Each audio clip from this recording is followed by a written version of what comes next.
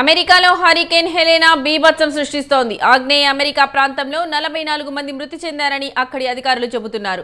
ఫ్లోరిడాతో పాటు Georgia, North Carolina, South Carolina, వర్జీనియాలోని hurricane బీభత్సం సృష్టిస్తోంది.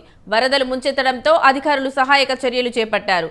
రోడ్లు, ఇళ్లు, వాణిజ్య సముదాయాల్లోకి వరద ముంచెత్తింది. దీంతో పలు ప్రాంతాల్లో విద్యుత్ సరఫరా నిలిచిపోయింది. తుఫాను కారణంగా 16 నుంచి 26 బిలియన్ డాలర్ల ఆస్తి నష్టం వాటిల్లినట్టు అంచనా వేస్తున్నారు.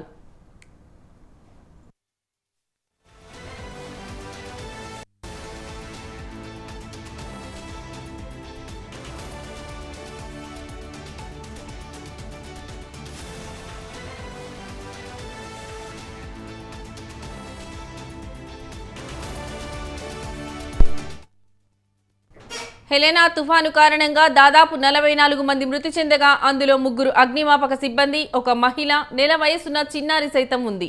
జార్జియాలోని పలు ఆసుపత్రుల్లో విద్యుత్ సరఫరా నిలిచిపోగా యూనికామ్ కౌంటీ ఆసుపత్రిని వరదలు ముంచెత్తడంతో హెలికాప్టర్ సాయంతో 54 మందిని రక్షించినట్టు వెల్లడించారు. అదేవిధంగా టెనసీలోని న్యూపోర్ట్ సమీపంలో 7,000 మందిని సురక్షిత ప్రాంతాలకు తరలించామన్నారు.